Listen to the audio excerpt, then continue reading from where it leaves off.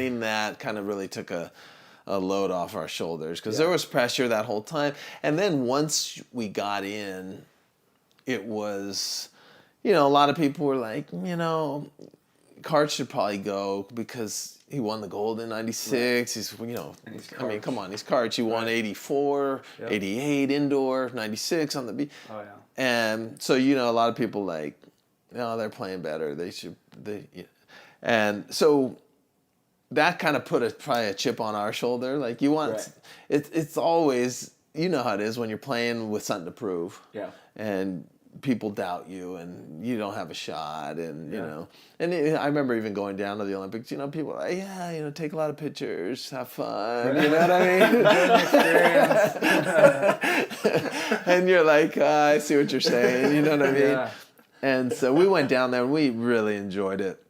Eric and I, like I said, similar personalities. We said, let's immerse ourselves in this experience. We're going to opening ceremonies, even if we're playing at 8 o'clock the next morning. Mm-hmm. We're staying in the village.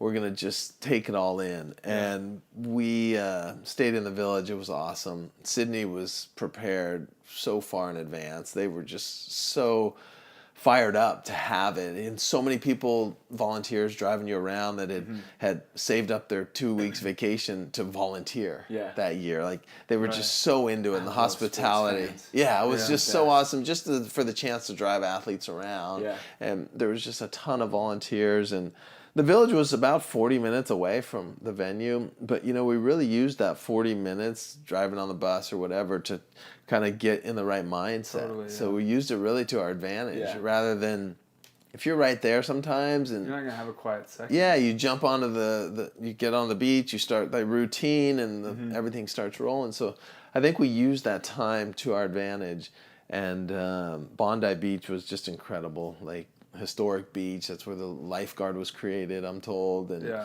it's really, really a cool spot. It reminded me of Laguna, my hometown.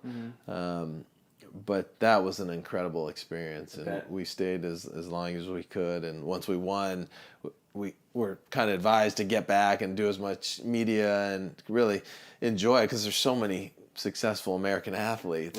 It's not like a country where you're the only one that won gold. It's like there's 100 gold medalists coming home usually. Yeah, well, I feel like you guys might have been one of the rare American athletes to win gold that might not have been expected to win a gold. So that was probably an interesting role because you said people were like, just take some pictures, have fun. Yeah. Enjoy it. And you want to, right? Because just making the Olympics is such a huge accomplishment. And then, as each round goes by and you get a little closer, because our whole goal, Eric and I would always say, let's bring home some jewelry. Like we didn't care. Let's bring home a medal. Yeah.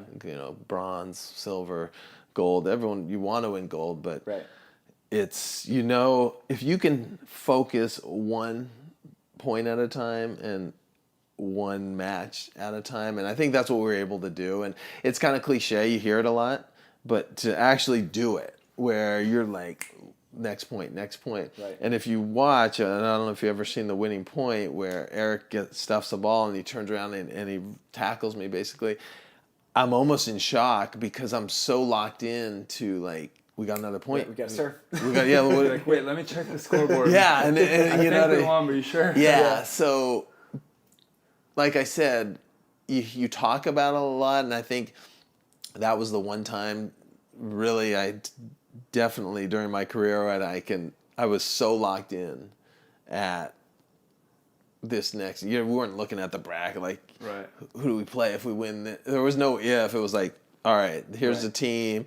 And I had a buddy from college, Greg Vernovich, who was coaching us, and he would cut tape. And back then he was, doing VHS to VHS. Didn't have the whole digital thing, but we would watch, like a 5-minute video to learn tendencies. When the guy does this, he goes here. And I think we knew a lot of tendencies that the player themselves didn't know. Right. They did. And it just... Every point is so valuable. And what I tell the players that I'm coaching now is you don't know when that play is going to happen that is going to change the entire match. Right. That it's going to result in a 4-point run in your favor. Yeah. And if you don't go, it could result in a 4-point run the other way.